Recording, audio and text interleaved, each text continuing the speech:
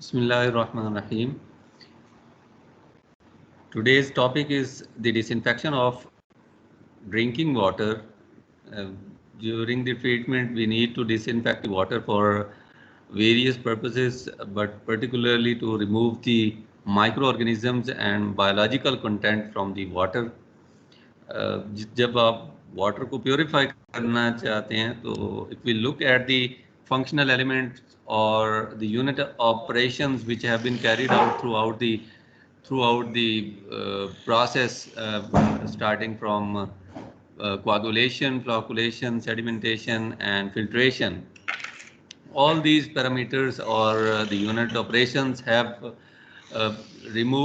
almost removed all the physical and chemical impurities from the water content, but they were not able to remove the biological content or microorganisms from the water. If these microorganisms are transported or distributed along with the water to the consumer end, these might create a lot of problems in terms of health issues into the humans and animals, and that will not be like an efficient way of providing water to the community. So it is very important, and it's a benchmark that the microorganisms must be removed from the water. और आप लोगों ने microbiology में experiments भी conduct किए होंगे, तो उसमें वाटर को माइक्रो ऑर्गेनिजम्स के अगेंस्ट चेक करने के लिए कोई आपको टेस्ट, किसी एक को भी अगर कोई याद है कि कौन सा टेस्ट करते हैं, तो please share with me. Sir coliform test हम करते थे. कोलीफॉर्म टेस्ट इन्होंने बताया. इसमें हम इस माइक्रो ऑर्गेनिज्म को चेक करते हैं कि क्या कोलीफॉर्म बैक्टीरिया उसमें प्रेजेंट हैं या नहीं है. तो उसकी डिटेल्स भी आपको शेयर कर दी गई होंगी उस वक्त के किस तरह से उसको कंडक्ट करते हैं और क्या उसकी इंडिकेशन होती है, और सिर्फ कोलीफॉर्म को ही क्यों करते हैं. भाई वाटर को ट्रीट कर रहे हैं या उसको अगर चेक कर रहे हैं ट्रीट करने से पहले कि अगर ट्रीटमेंट की ज़रूरत है या नहीं, तो कोलीफॉर्म को ही टेस्ट क्यों करते हैं. तो बेसिकली कोलीफॉर्म एक ऐसा बैक्टीरिया है, जो एक ऐसी स्पीशी है जो बहुत एडवर्स कंडीशंस में भी सरवाइव कर जाती है. तो हम ये अस्यूम करते हैं कि before the treatment if the coliform was present in the water sample, तो after the treatment if it has been destroyed और रिमूव्ड फ्रॉम द वाटर, तो all other species have also been removed from the water content. तो ये एक इस वजह से इसको ना इंडिकेटर भी कहते हैं. ड्रिंकिंग वाटर क्वालिटी का एक इंडिकेटर कहते हैं, पैरामीटर कह लें, टेस्ट कह लें, स्टैंडर्ड कह लें. तो इसको इस वजह से आप एक स्टैंडर्ड भी कहते हैं. तो एक बेंचमार्क बेसिकली इसने कर दिया है, सेट कर दिया है, जिसमें आपको ये देखना होता है कि अगर कोलीफॉर्म मौजूद हैं तो फिर कोई भी और भी बैक्टीरिया हो सकते हैं, और अगर कोलीफॉर्म नहीं है तो फिर कोई भी बैक्टीरिया मौजूद नहीं है. तो आप ट्रीटमेंट जो है वो कोलीफॉर्म को टारगेट करके उसके अगेंस्ट जो है वो सारी अपनी एक्टिविटीज़ जो है वो डिज़ाइन करते हैं. इसके अलावा टेस्ट में आपने इसकी न्यूमेरिकल वैल्यू भी देखी होगी कि what should be the value of coliform after the treatment while it is being provided to the consumer. तो उसका कोई आइडिया है किसी को कि कितनी वैल्यू होनी चाहिए, मिनिमम अलाउएबल लिमिट कितनी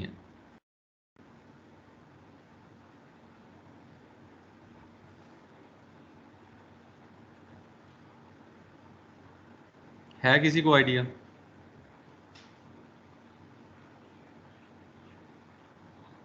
जैसे टर्बिडिटी अगर 1 NTU अलाउ है, तो कोलीफॉर्म की क्या वैल्यू हो सकती है? सर 0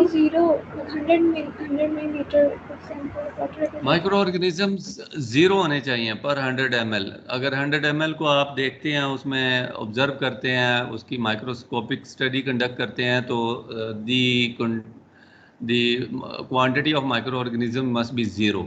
मतलब इसमें अलाउएबल लिमिट है ही नहीं, आपने 0 ही करना है इनको. और जब ये ज़ीरो हो गया दैट मीन्स कि बाकी सारे बैक्टीरिया, ये बाकी सारी स्पीशीज़ ऑलरेडी इसमें से रिमूव हो जाएंगी।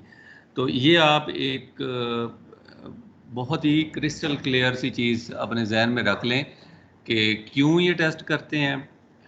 ये पूरी स्टेज क्योंकि उस टेस्ट की के ऊपर बेस करती है। मैं उसको ज़्यादा एलेबोरेट इस वजह से कर रहा हूँ कि जो आपका ये यूनिट ऑपरेशन डिसइंफेक्शन का है आफ्टर फिल्ट्रेशन, जो डिसइंफेक्शन का यूनिट ऑपरेशन है, ये सारा बेस ही उसी चीज़ पे करता है जो आपने वो टेस्ट किया था, कॉलीफॉर्म टेस्ट किया था, ई कोलाई, उसमें आप देखते हैं।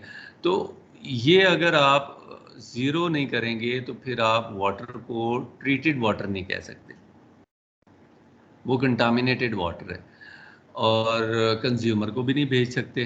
कंज्यूमर उसको यूज़ करेगा तो उसमें प्रॉब्लम्स आएंगी, हेल्थ इश्यूज हो जाएंगे और एक भी माइक्रो ऑर्गेनिज्म होगा उसमें तो उससे भी प्रॉब्लम हो सकता है, किसी ना किसी एक को तो होगा प्रॉब्लम। तो इस वजह से इसको ज़ीरो करना है। ना सिर्फ इसको ज़ीरो करना है बल्कि एक और सब्जेक्ट जो आपने वाटर सप्लाई नेटवर्क जो डिज़ाइन किया था, तो उसमें भी आपने इंश्योर करना है कि उस नेटवर्क में ट्रीटेड वाटर जब मूव करे तो कहीं से इंट्रूजन ना हो माइक्रो ऑर्गेनिजम्स की।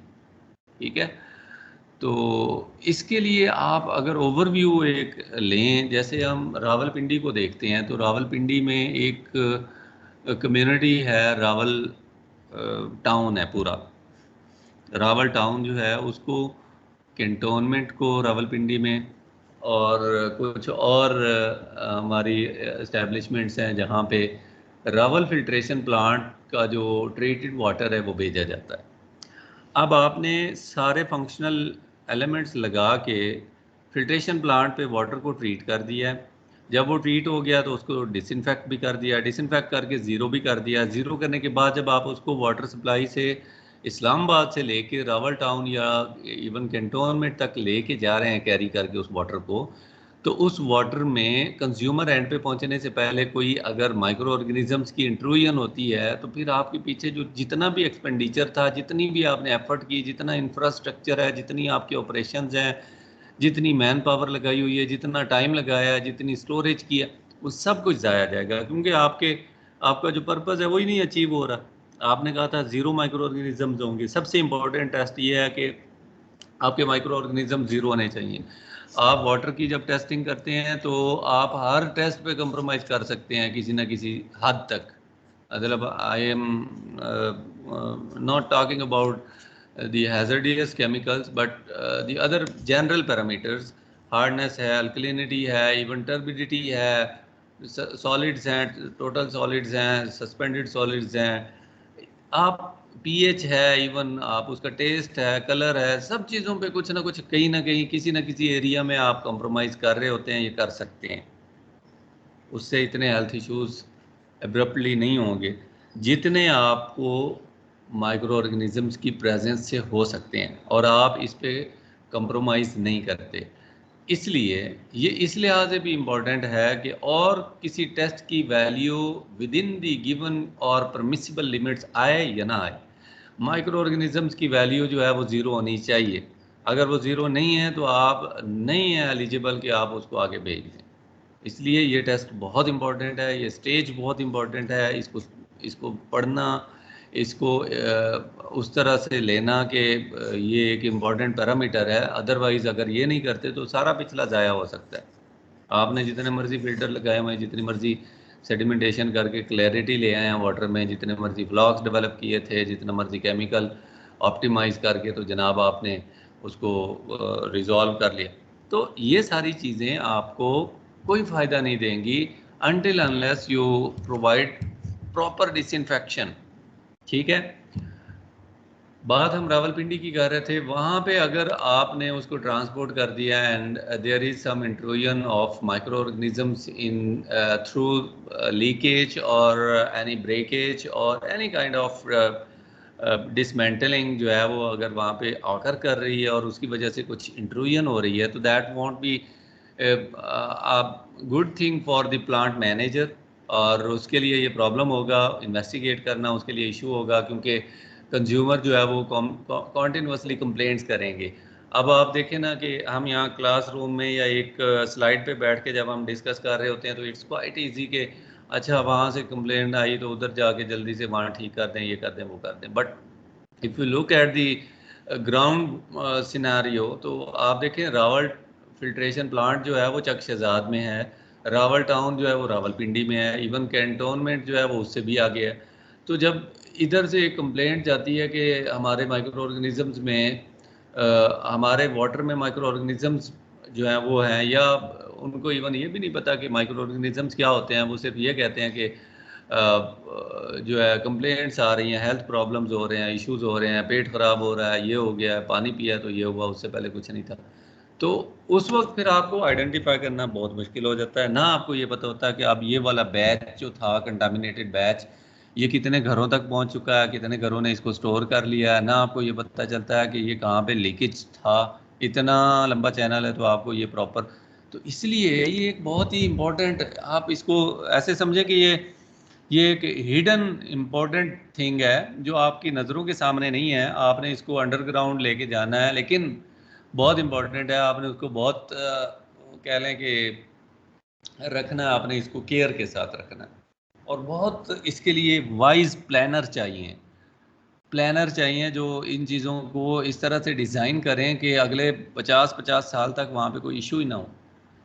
ठीक है, आपने देखा होगा ना लीविंग सोसाइटीज़ बिहाइंड, आप बाकी जितना भी सेटअप है आपका लोकल, उसमें देखें कि गली बना के जाते हैं तो सीवरेज वाले आ जाते हैं, सीवरेज वाला अपना काम मुकम्मल करता है तो वो वाटर वाला आ जाता है, वाटर वाला पाइप नीचे है तो सीवरेज वाला ऊपर डाल के चला जाता है, हो जाते हैं तो टेलीफोन वाले आ गए हैं, फिर गैस वाले आ जाते हैं। मतलब हर कोई, हर डिपार्टमेंट जो है वो अपने क्या कहते हैं कि अपनी एक धुन में लगा हुआ है, और अपना टाइमलाइन है उसकी, अपना बजट है, अपनी कंस्ट्रेंट्स हैं, अपने इश्यूज हैं, अपनी कॉम्प्लेक्सिटीज़ हैं। आप अगर रिकॉल करें तो very second lecture of this course मैंने एक थोड़ा सा कंटेंट हट के शेयर किया था आपसे कराची के हवाले से। उसमें मैंने ये भी शेयर किया था कि रोड इंफ्रास्ट्रक्चर कौन देख रहा है, वेस्ट मैनेजमेंट कौन देख रहा है, वेस्ट वाटर ट्रीटमेंट कौन देख रहा है, वाटर फिल्ट्रेशन कौन देख रहा है, इलेक्ट्रिसिटी के इश्यूज को कौन देख रहा है, वासा कौन है वहाँ पे। ये सारी चीज़ें मतलब in terms of the managing bodies के लोकल गवर्नमेंट देख रही है, प्रोविंशियल गवर्नमेंट देख रही है, या फेडरल गवर्नमेंट देख रही है उस चीज़ को। तो ये चीज़ें हमने वहाँ पे कुछ हाईलाइट करके इनको शेयर करने की कोशिश की थी। और ये मतलब ऐसे नहीं है कि कहीं से कोई आपने ये चीज़ जो है वो ऐसे ही बैठ के वो ये मतलब बहुत ही अच्छे एक्सपर्ट जो हैं उन्होंने जो सोशल सेक्टर में काम कर रहे हैं वो उनसे डेटा जो है वो या ये थिंकिंग उनकी थी, बेसिकली वो चीज़ उनसे मुझे मिली। और मे भी आप लोग कहीं किसी सेमिनार में, किसी कॉन्फ्रेंस में, किसी इवेंट पे आपने उनको देखा सुना हो। डॉक्टर कैसर बंगाली हैं तो ये बेसिकली बहुत सारी गवर्नमेंट की स्कीम्स के एडवाइज़र भी रहे हैं, और बहुत सारे काम जो इन्होंने वो करवाने की कोशिश की है। और ये इंटीग्रेटेड सिटीज़ जो हैं, इंटीग्रेटेड सिस्टम रख के सिटीज़ को मैनेज करने के लिए जो है बहुत ज़्यादा एक्टिवली काम करने की कोशिश करते हैं। तो उनका ये कहना था कि ये सारी चीज़ें एक ही बड़ी ऑर्गेनाइजेशन बनाई जाती है या बनाई जाए और उसके पास होनी चाहिए। अगर आपके पास अब इस तरह के इंस्टीट्यूशन डेवलप हो चुके हैं कि वापडा कहता है वासा कौन होता है, वासा कहता है एसएनजीपीएल को हम नहीं मानते, एसएनजीपीएल कहता है टीएमए वाले कौन है, टीएमए कहती है हम ट्रैफिक वालों को नहीं मानते, ये कौन सी हम इनकी जो है वो प्लानिंग या इनकी टाइमिंग के साथ नहीं चल सकते। मतलब आपने जब इतने ज़्यादा डिपार्टमेंट्स इंटीग्रेट नहीं किए हैं, उनको आइसोलेट कर दिया है, सैटेलाइट डिपार्टमेंट्स बना दिए हैं, उनकी मैनेजमेंट अलग है, उनका बजट अलग है, उनकी टाइमलाइन अलग है, उनकी परफॉर्मेंस अलग है, उनके इश्यूज, उनके गोल्स, उनके ऑब्जेक्टिव्स अलग हैं, उनके पॉलिटिकल जो डिवाइड है वो अलग है, उनका जो पॉलिटिकल एफिलिएशंस हैं वो अलग हैं। तो फिर तो ऑब्वियसली बहुत ज़्यादा ड्रास्टिक चीज़ें जो हैं वो फेस करनी पड़ेंगी, उसमें कोई ना कोई तो डिपार्टमेंट अफेक्ट होते रहेंगे। अच्छा, वाटर फिल्ट्रेशन या वासा का डिपार्टमेंट ऐसा है, ये ऐसा डिपार्टमेंट है कि अगर ये अफेक्ट होता है तो जितनी भी बाकी सारी ऑर्गेनाइजेशंस हैं, वापडा है, आपका टीएमए है, वेस्ट वाटर वाले हैं, रोड वाले हैं, जितनी भी हैं, उन सब के घरों में भी इन्होंने ही पानी भेजना। ठीक है, तो अगर ये कंटामिनेटेड वाटर भेज रहे हैं, दैट मीन्स कि वो सारे खुद पहले स्टेक पे हैं, उसके बाद बाकी पब्लिक स्टेक पे है। तो आपको वो चीज़ इसलिए मैंने उस वक्त शेयर की थी ताकि आपको आइडिया हो कि सस्टेनेबल सिटीज़ जो हैं वो किस तरह से चलते हैं, फंक्शन कैसे करते हैं। आप देखें ना, स्टेट की रिस्पॉन्सिबिलिटी जो है वो आप रावलपिंडी, इस्लामाबाद, कराची कहीं पे भी चले जाएं तो कोई स्टेट की तरफ से ट्रांसपोर्ट का सेटअप हो कि ये स्टेट की तरफ से प्रोवाइड की गई है और आप इसको जो है वो यूटिलाइज करें। ठीक है, तो ये चीज़ें जो हैं इनको जब तक प्रॉपर प्लान नहीं करेंगे, जब तक इनको, अगर डिपार्टमेंट्स बन गए हैं अलग अलग, तो उनको एक पेज पे नहीं लेके आएंगे, उनकी आपस में कम्युनिकेशन नहीं करवाएंगे, उनको एनुअल प्लान नहीं बना के देंगे, उनकी मेंटेनेंस का, उनके इश्यूज़ का, ये सारी चीज़ें जब तक नहीं करेंगे तब तक ये इश्यूज़ रहेंगे। और एक ही बहुत बड़ा सेटअप बनाने की बजाय आप इस सारे सिस्टम को रिमोट करें। ठीक है, कराची में, नाज़िमाबाद में जो चीज़ चल रही है, वहाँ से फिल्ट्रेशन प्लांट जो है अगर वो ले आ रही है और सदर की तरफ लेके जाएगा तो ऑब्वियसली मतलब ये बड़ा मुश्किल काम होगा। बीच में डेवलपमेंट के काम होने होते हैं, रोड वालों ने कोई कहीं पे अंडरपास बन रहा है, कहीं पे फ्लाईओवर बन रहा है, कहीं पे रोड बन रहा है, कहीं पे कोई वैसे कमर्शियल जो है बिल्डिंग्स बन रही हैं। तो बहुत सारे काम सिटीज़ में चल रहे होते हैं। तो बहुत बड़ा नेटवर्क जो है उसके लिए फिर आपको प्रॉब्लम को डायग्नोज करना मुश्किल हो जाता है कि प्रॉब्लम है कहाँ पे चेक करें, जाके कौन सी जगह पे देखें कि कहाँ से लीकेज हो गई। हर जगह से सैंपल ले रहे हैं, सैम्पलिंग कॉस्ट बढ़ जाती है। ट्रैवल करेंगे, आपका स्टाफ ट्रैवल करेगा, सैम्पलिंग करेगा, सैम्पलिंग के गैजेट्स चाहिए होंगे, हर जगह पे जाके वो मेंटेनेंस करेंगे, पहले सैम्पलिंग लेंगे वहाँ, उसके बाद उसको मेंटेन करेंगे, फिर उसके बाद उसके ऊपर टेस्टिंग करेंगे जितने भी सैंपल्स हैं, फिर उन टेस्ट के अगेंस्ट वो देखेंगे कि ये सैंपल यहाँ का था, ये सैंपल यहाँ का था, इनमें से कौन सा कंटामिनेटेड है, कहाँ तक कंटामिनेशन थी, कहाँ तक नहीं थी और कहाँ से स्टार्ट हुई है। ये चीज़ें बड़ा मतलब इनका वासा का इंटरनल आप देखें तो इनका बहुत इनका काम ही यही रह जाता है ना फिर कि सारा दिन सैंपल लेते रहते हैं, इधर उधर से सैंपल लेते रहे। कभी रूटीन के सैंपल चल रहे हैं, कभी कंप्लेंट्स के सैंपल चल रहे हैं, कभी किसी का वाटर कनेक्शन लगाना है तो किसी का उतारना है, कभी किसी जगह पे वाटर की जो है वो कोई डैमेज हो गई है लाइन्स तो उनको जाके मेंटेन करना है। तो यही काम रह जाता है फिर बाकी, और उन्होंने कौन सी R&D करनी होती है। तो फिर लैब में ला के सैंपल इतने ज़्यादा पड़े होते हैं, वहाँ पे जाके सैंपल्स जो है उनको टेस्ट करते रहना। ठीक है, तो ये सारे काम जो हैं ये हेल्थ के ऊपर कंप्रोमाइज़ नहीं किया जा सकता।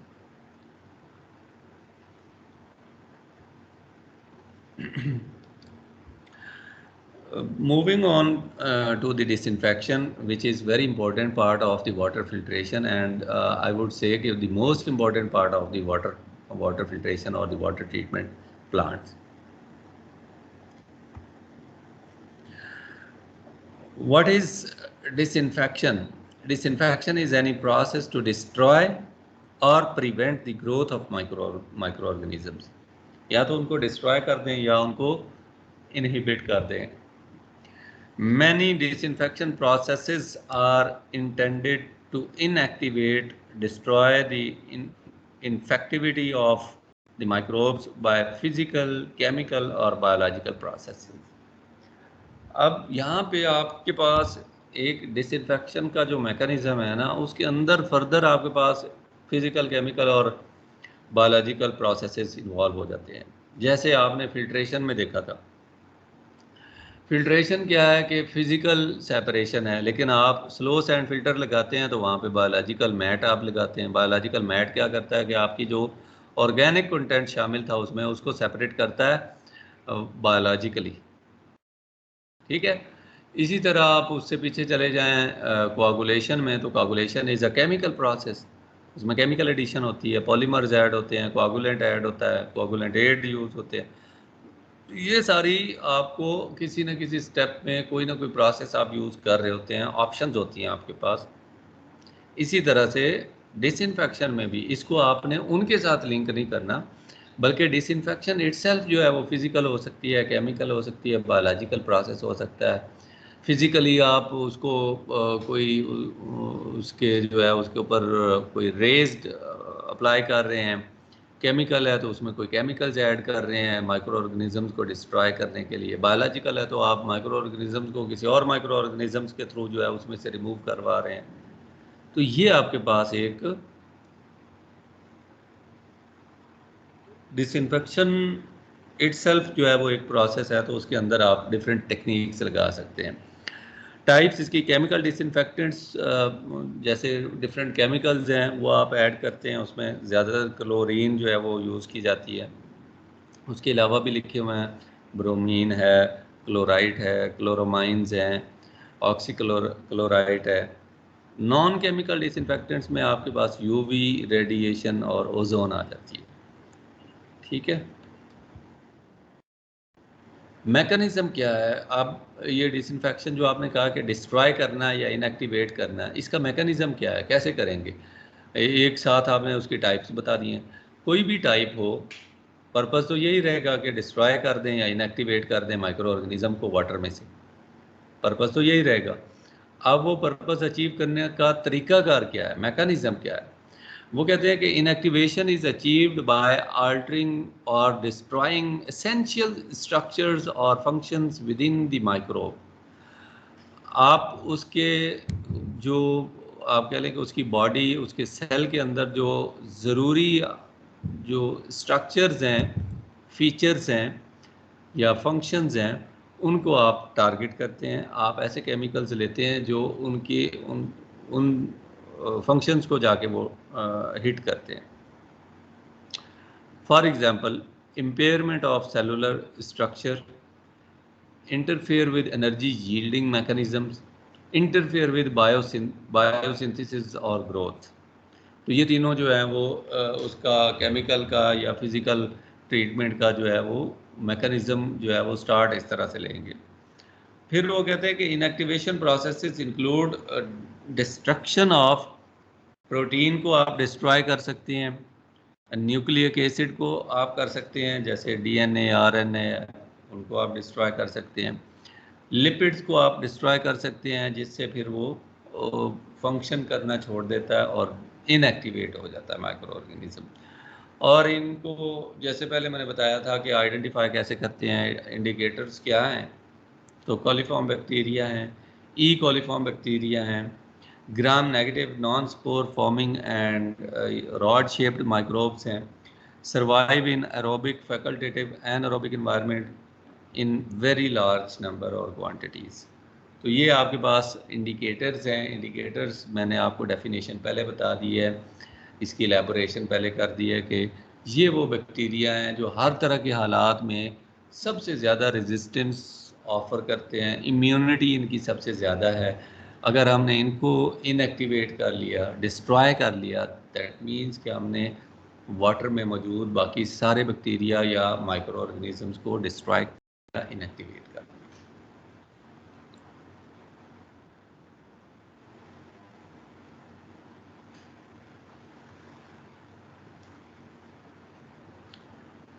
अब जो डिसइंफेक्टेंट आप यूज़ करने लगे हैं उसकी अपनी कुछ प्रॉपर्टीज़ होनी चाहिए, तभी जाके वो इफ़ेक्टिवली काम करेगा। वो प्रॉपर्टीज़ क्या होनी चाहिए? एक्टिव अगेंस्ट ऑल माइक्रोब्स, सारे माइक्रो ऑर्गेनिज्म। हमें तो कोई सिलेक्टेड माइक्रो ऑर्गेनिजम्स को हमने रिमूव करना नहीं है, हमें तो सबको रिमूव करना है।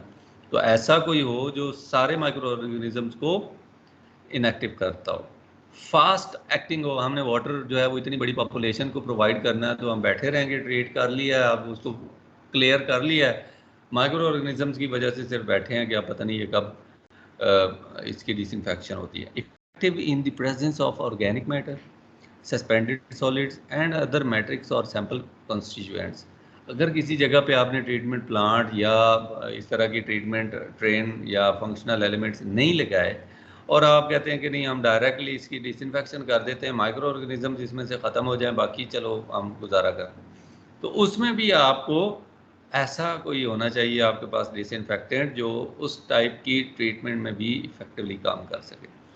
Non toxic, soluble, non flammable, non explosive, ये इसकी प्रॉपर्टीज़ होनी चाहिए, क्योंकि आपने ट्रीटमेंट प्लांट के लिए अगर ख़रीदना है तो बहुत ज़्यादा क्वांटिटी में ख़रीदना है, टॉक्सिक नहीं होना चाहिए, सॉल्युबल नहीं होना चाहिए, नॉन फ्लेमेबल होना चाहिए, नॉन एक्सप्लोसिव होना चाहिए। अगर आप ये चीज़ें नहीं देखते तो हेल्थ एंड सेफ्टी इश्यूज हो जाएंगे जब आप उसको स्टोर करेंगे। कंपैटिबल विद वेरियस मटेरियल्स और सरफेसेस, ये भी होना चाहिए। स्टेबल और persistent for the intended exposure period,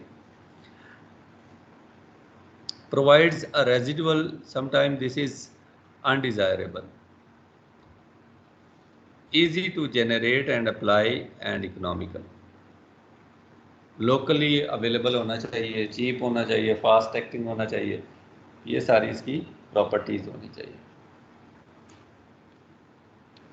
अब जो फैक्टर्स हैं कि वो इसकी कौन कौन से फैक्टर्स हैं एक्सटर्नल जो एक डिसइंफेक्टेंट की इफ़ेक्टिवनेस को अफेक्ट करते हैं, कम या ज़्यादा करते हैं। डिसइंफेक्टेंट्स करेक्टरिस्टिक्स इटसेल्फ, जो आपने ये प्रॉपर्टीज़ पढ़ी हैं, अगर ये इनमें से कोई ऊपर नीचे होती है तो फिर वो उसकी इफ़ेक्टिवनेस जो है वो चेंज हो जाएगी।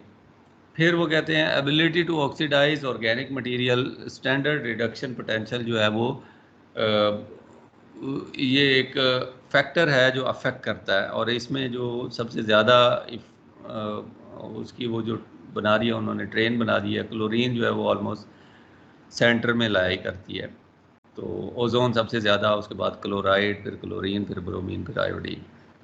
फैक्टर्स अदर देन ऑक्सीडेशन, अगर आप ये फर्स्ट जो है ना ability to oxidise organic material, अगर आपके पास without treatment any water content आ गया जिसको आपने अब उसकी डिसइंफेक्शन करनी है, तो उसमें उसकी प्रेजेंस में भी जो ऑक्सीडाइज करने की एबिलिटी है वो ओजोन की सबसे ज़्यादा होगी, क्लोराइड की उसके बाद होगी, उसके बाद क्लोरीन की, and so on. Factors other than oxidation include diffusion to cell wall, cell wall के अंदर वो कैसे एंटर होता है आपका जो डिसइंफेक्टेंट है, सेल परमिएबिलिटी उसकी क्या है, जो जर्मिसाइडल प्रॉपर्टी ऑफ डिसइंफेक्टेंट, वो आगे उसको जो है वो ग्रो करने से रोकता है नहीं रोकता, molecular weight and charge on disinfectant with in halogen family अगर है कि नहीं है, time of contact and dose, कितने टाइम के लिए आप उसको अप्लाई करते हैं और डोजेज क्या रखनी है आपने, क्योंकि अगर आप रोज़ाना मिलियंस ऑफ गैलन्स ट्रीट कर रहे हैं तो वो केमिकल कॉस्टली होते हैं और आपको फिर वो भी परचेज़ करना पड़ेगा साथ साथ। माइक्रो ऑर्गेनिजम्स करेक्टरिस्टिक्स जो हैं वो भी अफेक्ट करती हैं। माइक्रो ऑर्गेनिज्म मतलब वो तो ज़्यादा अफेक्ट करेंगी ना, कि इनकी जो दो ही फैक्टर इन्होंने मेन रखे हैं कि एक तो डिसइंफेक्टेंट की अपनी प्रॉपर्टीज़ क्या हैं और दूसरा माइक्रो ऑर्गेनिजम्स की प्रॉपर्टीज़ क्या है। अपनी उन्होंने डिस्कस कर दी कि वो इस तरह का हो, और माइक्रो ऑर्गेनिज्म की करेक्टरिस्टिक्स जो हैं वो चेंज होती हैं कि वो हाई से लो रेजिस्टेंस की तरफ जाते हैं। बैक्टीरियल स्पोर्स हैं उनकी ज़्यादा है resistance as compared to protozoa, protozoa से भी जो ज़्यादा है वो वेजिटेटिव बैक्टीरिया की है। तो ये उनकी करेक्टरिस्टिक्स हैं रेजिस्टेंस के हवाले से किसी भी डिसइंफेक्टेंट के against.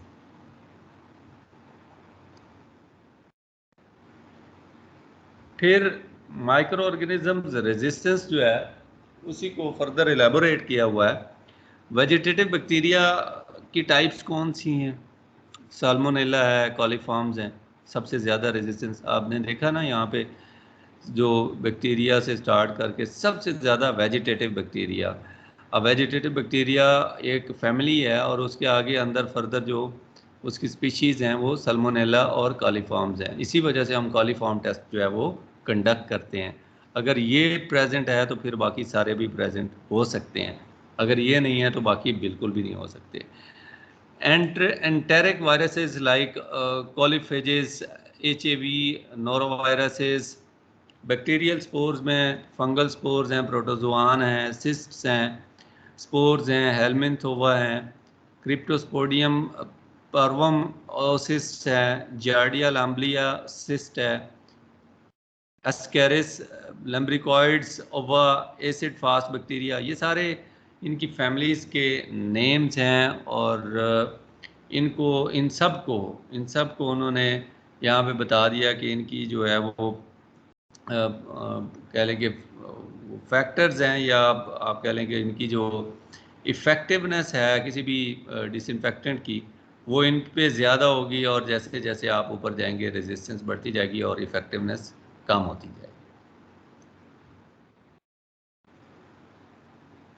Factors again contact time and doses के हवाले से जो हमने बात की थी, वो ऑब्वियसली आपको पता होना चाहिए कि कितना टाइम, कितना एक्सपोजर आपने देना है, और उसके बाद आपने नेक्स्ट बैच को ले आना है और उसकी डिसइंफेक्शन स्टार्ट कर देनी है। और इसी तरह उसकी डोजेज कितनी रखनी चाहिए, कितने आपको ग्राम चाहिए फॉर 1000 लीटर और 100 litres. Water quality characteristics, water की क्वालिटी भी डिपेंड करता है। वाटर के अंदर कोई ऐसे केमिकल्स या कोई ऐसी चीज़ें हों जो आपने रिमूव नहीं की पीछे फिजिकली, तो अब वो प्रेजेंट हैं, तो डिसइंफेक्शन जो आप करने जा रहे हैं क्या पता उसके साथ भी रिएक्ट कर ले। तो जब उसके साथ रिएक्ट करेगा तो कैलकुलेशंस में तो आपने वो इंक्लूड नहीं किया था, और अगर वो इंक्लूड नहीं किया था और उसके साथ वो रिएक्ट भी कर जाता है या मिक्स हो जाता है या उसके साथ अटैच हो जाता है, तो फिर आपकी जो कैलकुलेशंस माइक्रो ऑर्गेनिजम्स के लिए हुई थी, उनके लिए डिसइंफेक्टेंट की क्वांटिटी कम रह जाएगी।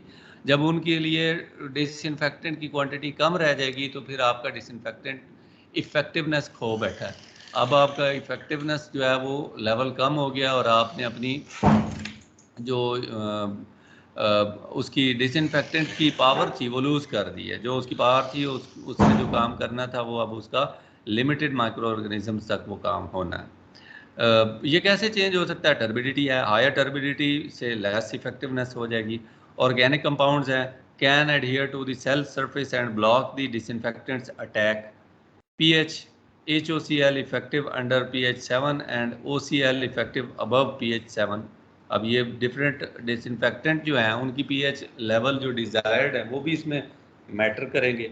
टेम्परेचर क्या है, माइक्रो ऑर्गेनिजम्स तो टेम्परेचर के साथ साथ जो है वो उनका लिंक होता है। इसी तरह से ferrous, manganese, hydrogen sulphide, cyanide and nitrite जो है rapidly oxidize, the reducing impact of the disinfectant on microorganisms, increase chlorine demand।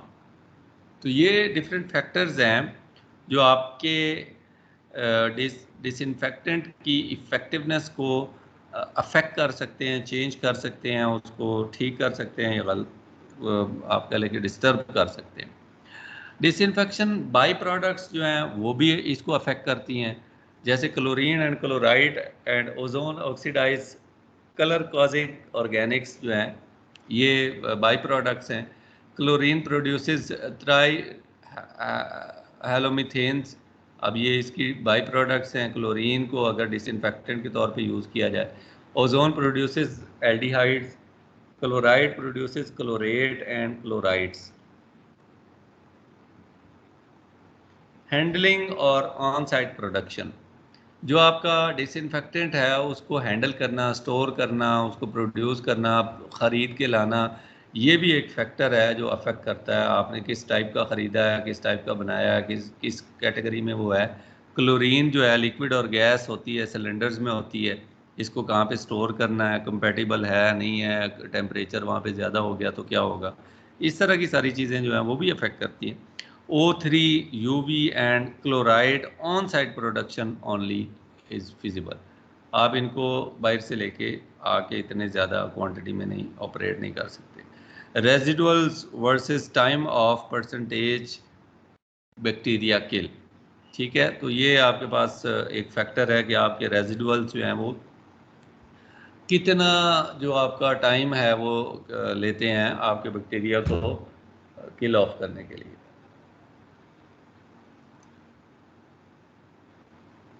Disinfection basically chemical अगर आप ऐड करते हैं, फॉर एग्जांपल क्लोरीन, तो वो किस तरह से उसकी केमिस्ट्री क्या है, वो किस तरह से एक्ट करता है।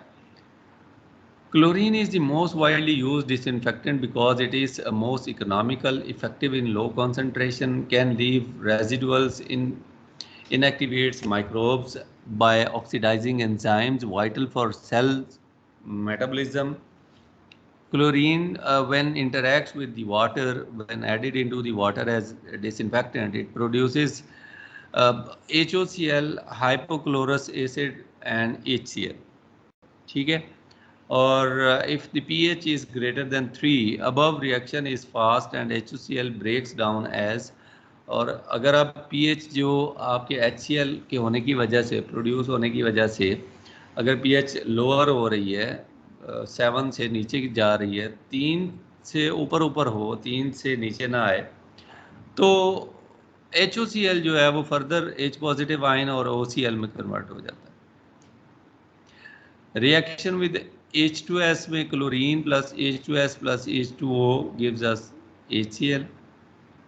अमोनिया के साथ HOCl जो है वो रिएक्ट करता है और अमोनिया जो है वो it's converted in ammonium chloride और अमोनियम हाइड्रोजन क्लोराइड और नाइट्रोजन क्लोराइड है जिसमें मोनो है, डाई एंड ट्राई क्लोरामाइंस जो हैं वो आपके डेवलप हो सकते हैं. Mono is the dominant at pH greater than 7, di is dominant at pH 5 to 7, tri is dominant below pH 5. तो ये pH जैसे जैसे चेंज होगी आपके मोनो, डाई और ट्राई जो बाई प्रोडक्ट के तौर पे आपके जो क्लोरामाइंस हैं वो डेवलप होंगे. एक ही केमिकल है, एक ही वाटर सैंपल है, लेकिन अगर उसमें pH ऊपर नीचे हो गई तो वो भी अफेक्ट करती है उसकी इफेक्टिवनेस को by generating the different chloramines species.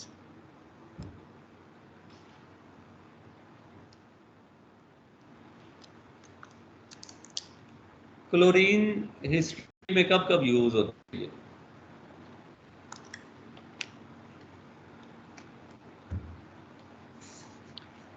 Begins in US Jersey City, New Jersey was first US utility to use chlorine in 1908 as disinfectant.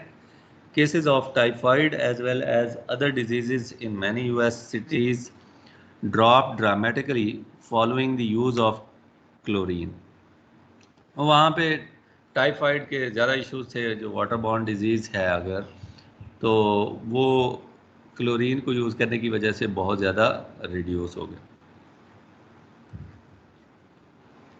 ये आप देख सकते हैं कि 1900 से लेके 1960 तक जो टाइफाइड फीवर का जो डेथ रेट है टाइफाइड फीवर की वजह से यूएस में, वो आप देख सकते हैं कि किस तरह से ड्रास्टिक चेंजेस आई हैं. और स्पेशली 1908 जो लाइन यहाँ पे ड्रॉ की गई है जहाँ पे क्लोरिनेशन बिगिनस है, यहाँ से ऑनवर्ड्स जो है उसकी रिडक्शन आप देख लें कि 1990 तक टाइफाइड जो है वो टोटली इवैक्यूएट कर दिया था.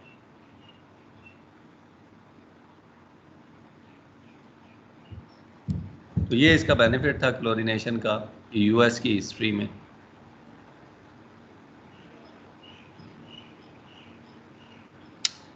ये US centre for disease control से इमेज लिया गया और उनका ये डेटा है जिसमें वो बता रहे हैं कि किस तरह से वाटर फिल्ट्रेशन में क्लोरीन को एज ए डिसइंफेक्टेंट यूज़ करने से ड्रामेटिक चेंज आया, रिडक्शन हुई है टाइफाइड फीवर में, और उसके अगेंस्ट फिर नंबर ऑफ डेथ्स भी उसी तरह से रिड्यूस हुई हैं.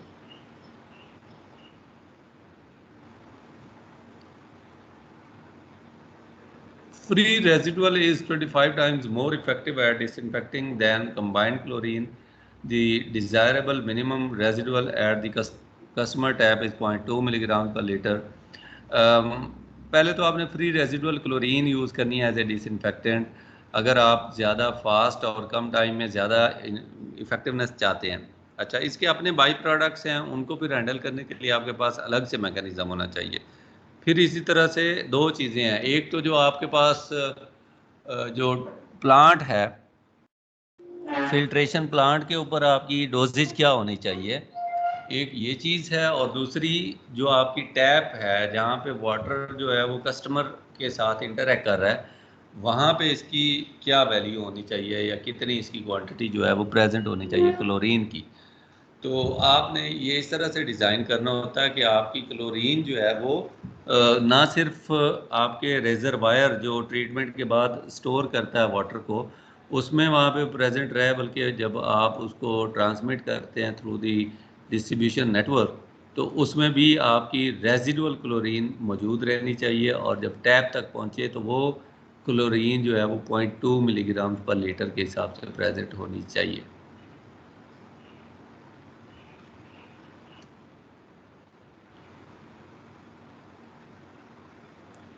ये क्लोरीन को आप जब इंजेक्ट करते हैं वाटर फिल्ट्रेशन प्लांट के रिजर्वायर में तो ये सिलेंडर्स को इस तरह से कुछ कनेक्ट किया जाता है। रावल फिल्ट्रेशन प्लांट में भी ये है।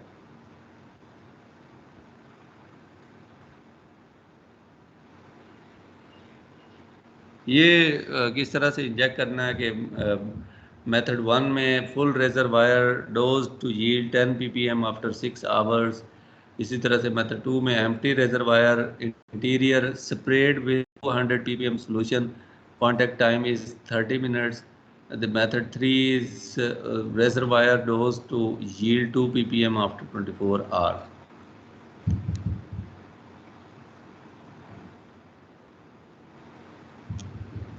Chlorination के advantages and disadvantages include well-established technology, effective disinfectant against bacteria, and residual can be maintained, relatively inexpensive disinfectant. Disadvantages include increased safety regulations, gas toxic to humans, dechlorination, trihalomethanes, low doses may not inactivate some pathogenic viruses, spores and cysts। अगर आपने low dose रख दी तो हो सकता है कि वो कुछ स्पीशीज को इनएक्टिवेट ना कर पाए। Release of volatile organic compounds, VOCs जो है वो भी रिलीज करती है क्लोरीन। ये इसके डिसएडवांटेजेस हैं। ठीक है, उसके बाद क्लोराइड आ जाता है।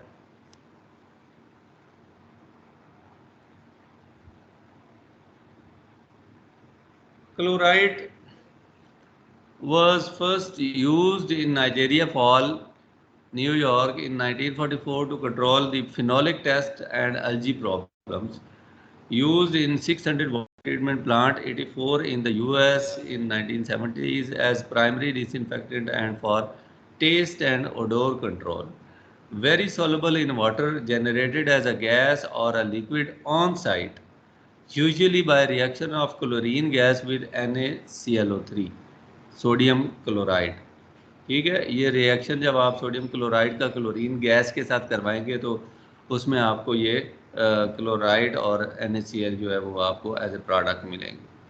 अब NaCl जो होती है वो सिंपली सॉल्ट है, तो इससे कोई इतना कोई प्रॉब्लम नहीं है।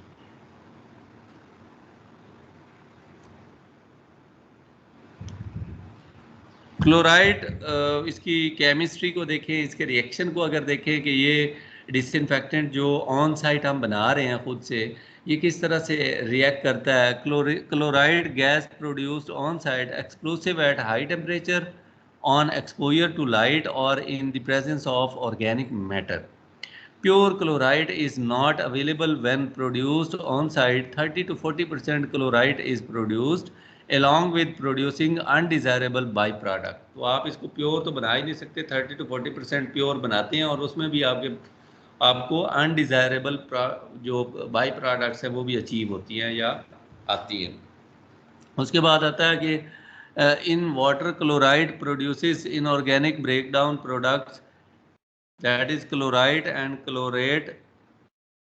In situ chloride is obtained by the reaction of sodium chloride with hydrochloric acid, और उसमें आपको क्लोराइड जो है वो मिल जाता है और उसको आप फर्दर, ये ऑन साइड प्रोड्यूस करने का रिएक्शन है। एक रिएक्शन है कि ये बनता कैसे है क्लोराइड, क्योंकि हम ये खुद बना रहे हैं, ऑन साइट बना रहे हैं, प्लांट पे बना रहे हैं, ट्रीटमेंट फैसिलिटी पे बना रहे हैं, तो इस वजह से पहला रिएक्शन जो है वो तो ये इस चीज़ को शो कर रहा है कि ये बनता कैसे है। Chlorine chloride processes from chlorine and sodium chloride. Chlorine को वाटर के साथ आपने मिक्स किया, HOCl आपको मिला। HOCl जो है और HCl को आपने, इसकी प्रोडक्ट जो आई हैं क्लोरीन और वाटर की जो प्रोडक्ट्स आई हैं, इनको आपने सोडियम क्लोराइड के साथ रिएक्ट करवाया तो उससे आपको क्लोराइड मिलेगा। ठीक है, chloride so produce is 60 to 70% pure. In contrast to chlorine, chloride remains in molecular form in natural water. It does not react with ammonia or nitrogen compounds, does not react with precursor to form chloroform. Usage became limited after discovery of its toxicity in 1970s and 80s. Thyroid, neurological disorders and anemia in experimental animals by chlorates. ये issues थे जो इसकी वजह से आ रहे थे और इनको जो टेस्ट किया है, जो इन्वेस्टिगेशन किया है, एनालाइज किया, ये एक्सपेरिमेंटल एनिमल्स के थ्रू किया। Recommended maximum combined construction of chlorine dioxide and its byproducts less than 0.5 milligrams per liter.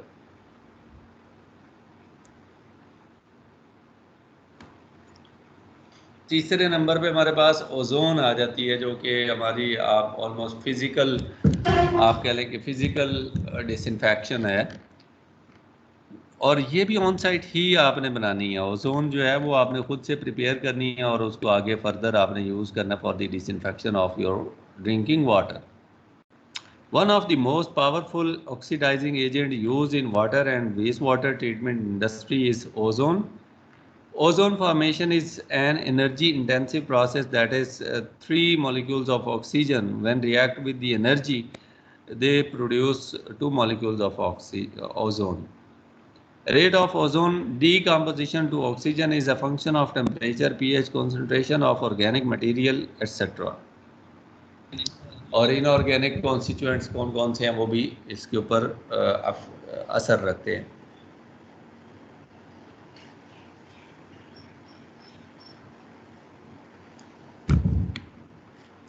Rate of oxygen decomposition to oxygen is a function, ozone is a function of different parameters. जैसे जैसे अब ये temperature increase करेगा तो उसका जो decomposition rate है वो चेंज होता जाएगा। इसी तरह पीएच है, ऑर्गेनिक मैटर है, इनऑर्गेनिक मैटर है, ये सब अफेक्ट करेंगे उसकी कन्वर्जन पे। Ozone disinfection is more effective at low pH. Colorless gas, relatively unstable, reacts with itself and with OH in water, less stable at high pH. It is found by passing dry air or oxygen through high voltage electrode to produce gaseous ozone that is bubbled into the water to be treated.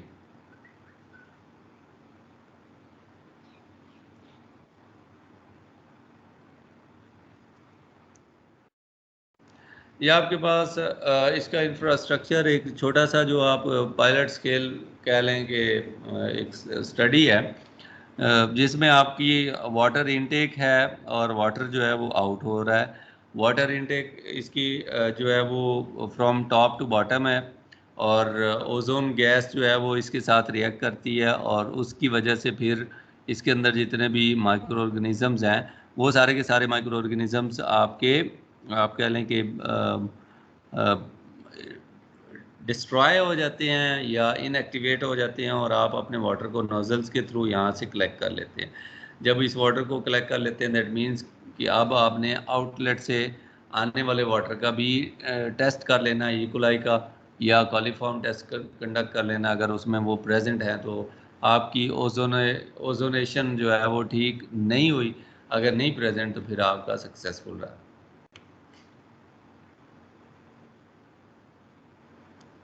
ये भी आपके treatment plant पे कहाँ पे जाके इसकी जगह बनती है ये वो बताया गया है रेजिडुअल क्लोरीन की वजह से।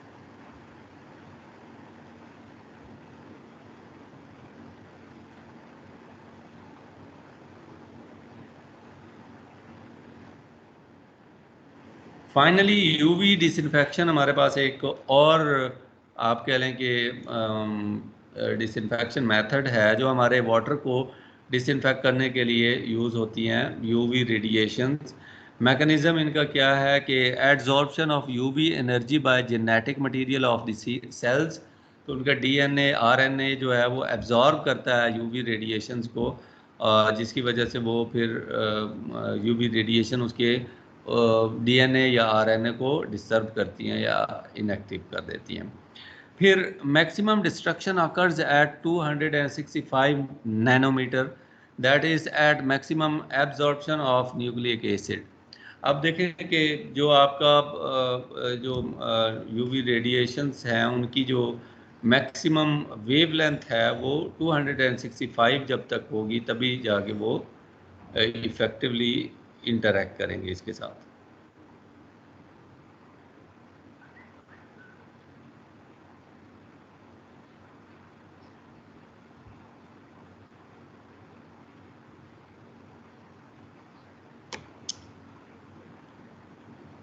अगर हम यहाँ पे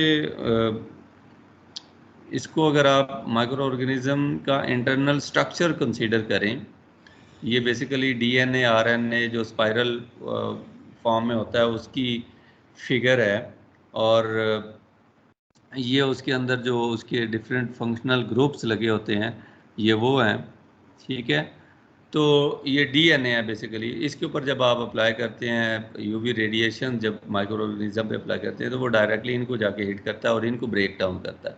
जब ये ब्रेक डाउन होंगे, डिसऑर्डर आएगा तो फिर वो इनएक्टिवेट हो जाएगा या डिस्ट्रॉय हो जाएगा।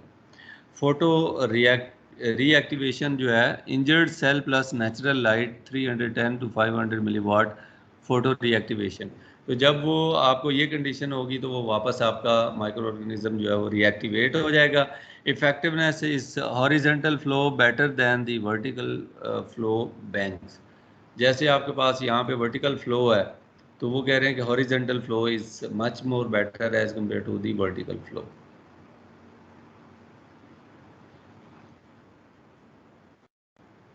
यूवी डोज कितनी होनी चाहिए या किस तरह से कैलकुलेट की गई है? जर्मन ड्रिंकिंग वाटर स्टैंडर्ड में ये 40 मिलीवाट सेकंड पर सेंटीमीटर स्क्वायर है, यूएस वाटर में ये 30 है, इसी तरह यूएस रीयूज स्टैंडर्ड में 50 टू 100। इसी तरह N W R I A R F based on upstream filtration media अगर आप यूज़ कर रहे हैं, जैसे सैंड फिल्टर है या उस तरह का कोई प्लांट आपने लगाया हुआ तो आपने 100 रखनी है। अगर मेम्ब्रेन्स को यूज़ कर रहे हैं तो 80, और अगर रिवर्स ऑस्मोसिस का प्रोसेस लगाया हुआ तो 40।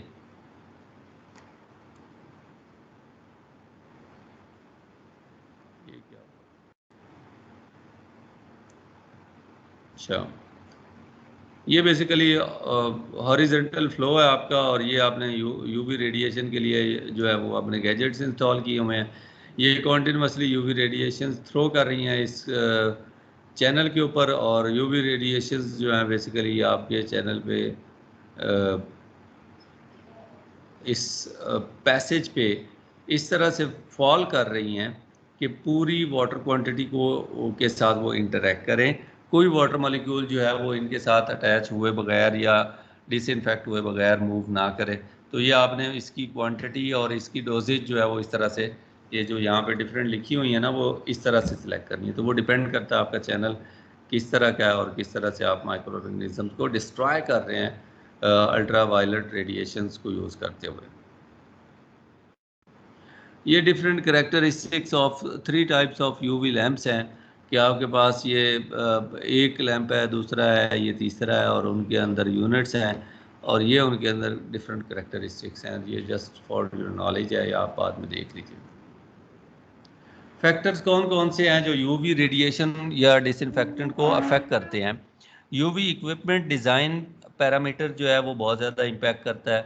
आपके इक्विपमेंट का डिज़ाइन कैसा है, क्या वो सफिशेंट है वाटर चैनल के लिए या नहीं, क्या वन साइडेड आप अप्लाई कर रहे हैं या बोथ साइड से अप्लाई कर रहे हैं आप यूवी रेडिएशंस को, और लैंप क्वालिटी उसके अंदर क्या लगाई हुई है आपने, ये बाज़ार से मिल जाते हैं। ये जो आपका फेंटोन प्रोसेस होता है ना लेबॉर्ट्रीज में, उसमें यूवी रेडिएशंस या ओजोन, ये इस तरह की चीज़ें जो हैं ये अब आपको लैब स्टडीज़ के लिए भी मिल जाती हैं। इवन अगर आप अपना FYP किसी ऐसी चीज़ पे करना चाहते हैं जो वाटर फिल्ट्रेशन के साथ एसोसिएटेड है, तो उसमें आप लैब स्केल पे अपना सिस्टम डिज़ाइन कर सकते हैं। और अभी तो जो आपने चीज़ें जो हैं वो कुछ चीज़ें जो हैं वो most of the core subjects have been delivered online as compared to the normal situation.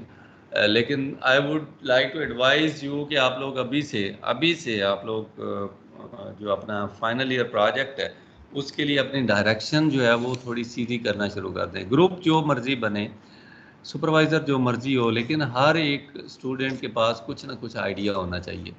It's not about the formality, it's about your professional growth. कि आप लोग जब बाद में फिर बाहर जाते हैं तो आपको पता ही नहीं होता कि आपके FYP का टाइटल क्या था या आपने वो काम किया क्यों। आप लोग अगर खुद इसके ऊपर काम करेंगे, खुद इसके ऊपर थोड़ा सा आप सोचेंगे, इन चीज़ों को देखेंगे, तो obviously it would be a very unique idea, और आप किसी अच्छी चीज़ के साथ आएंगे। और आपको जो आपके सुपरवाइजर्स होंगे इन फ्यूचर, वो आपको ऑब्वियसली उसके हिसाब से आपके FYP के लिए लेके चलेंगे। और जहाँ तक रही बात आपके स्किलफुल होने की, आपको भी आइडिया है कि जितनी हमारी बेस्ट एफर्ट्स हो सकती हैं वो हम कोशिश कर रहे हैं, पहले भी की है, अब भी कर रहे हैं कि आपको डिलीवर कर दें चीज़ें। लेकिन मेरे ख्याल में आप लोगों को ये जो एक टैग है ना कि ऑनलाइन क्लासेस ली हैं, इस चीज़ को साइड पे करके आपको अच्छे आइडियाज़ के साथ आना चाहिए, ताकि जो वो डेफिशिएंसी है वो लास्ट ईयर में आप ऑन कैंपस आके उसको पूरा कर सकें।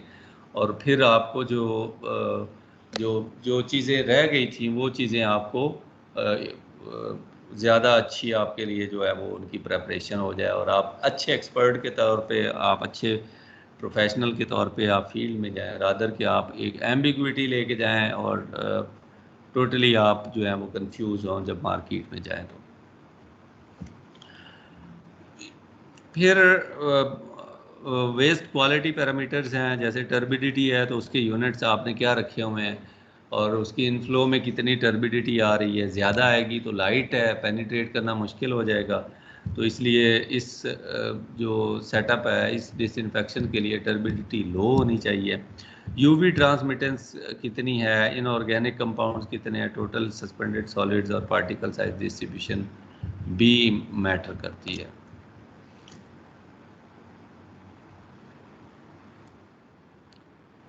What are the benefits of UV radiation as disinfection?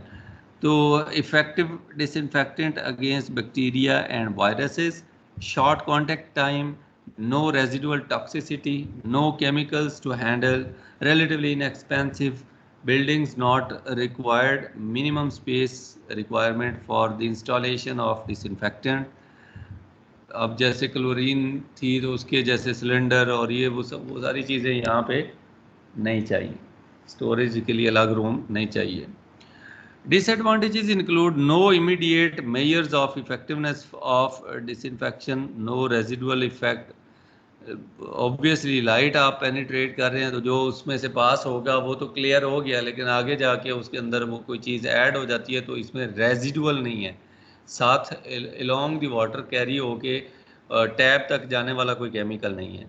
ठीक है। लो डोजेज में not inactivate some pathogenic viruses, spores and cysts. तो लो डोजेज भी इसकी इफेक्टिव नहीं होंगी, स्पेशली जहाँ पे माइक्रो ऑर्गेनिजम्स की क्वांटिटी ज़्यादा है वाटर में।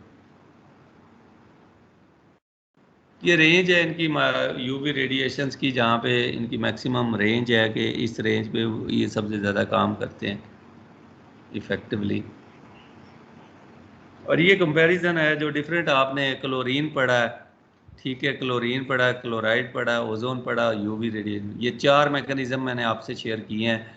और इन चारों मैकेनिज़म्स को अगर आप एनुअल कॉस्ट इनकी देखते हैं कि आपने किस तरह से इनको 1000 गैलन के ऊपर आपकी कितनी कॉस्ट आती है, तो ये उसका बेसिक कंपैरिजन है।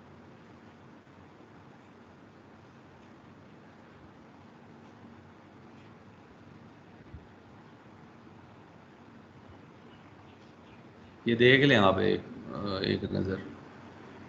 सबसे ज़्यादा जो कॉस्ट है वो क्लोरीन के ऊपर है, उसकी हैंडलिंग, स्टोरेज, उसके गैशियस फॉर्म में है वो।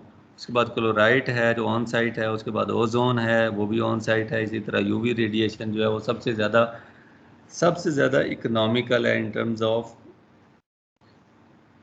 फाइनेंसेस। लेकिन इसके बाकी एडवांटेजेस एंड डिसएडवांटेजेस ऑब्वियसली वो भी मैटर करते हैं बीच में।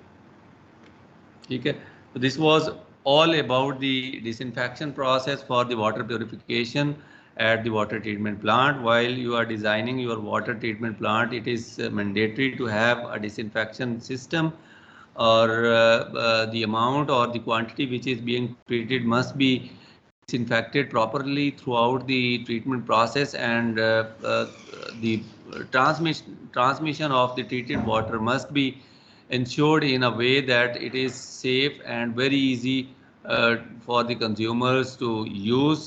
और अगर किसी किस्म का कोई इशू होता है तो it must be traceable, it must not be an ambiguous approach कि आपको पता ही नहीं है कि आप किस तरफ जो जाके वो इसको देखें या इसको जो है वो ढूंढें। तो ये सारी चीज़ें जो हैं ये मैटर करती हैं। आपको अगर इस तरह ट्रीटमेंट प्लांट डिज़ाइन करना है तो आपको इस तरह चीज़ों को लेके चलना है कि डिसइंफेक्शन को एज ए प्राइम ऑब्जेक्टिव, क्योंकि एक भी माइक्रो ऑर्गेनिज्म चला गया तो मैंने बताया कि सारा कुछ पीछे जितना भी आपने इन्वेस्ट किया हुआ था, इंस्टॉल किया हुआ था, ऑपरेट कर रहे थे, सब कुछ ज़ीरो हो जाएगा, क्योंकि आपने उसका पर्पज़ ही अचीव नहीं किया। फिज़िकल जो या केमिकल इम्प्योरिटीज़ हैं वो इतना ज़्यादा उनकी वजह से प्रॉब्लम नहीं होता जितना ज़्यादा प्रॉब्लम माइक्रो ऑर्गेनिजम्स की वजह से होता है। So microorganisms must be remove from a water batch, और उसको जो है वो to make it safe for the drinking it must be remove from the entire water body. Microorganisms को आपने जब तक किल ऑफ नहीं कर लेना, ज़ीरो नहीं कर लेना, तब तक आपके पास आप कह लें कि ट्रीटमेंट का कोई फ़ायदा नहीं है आपको।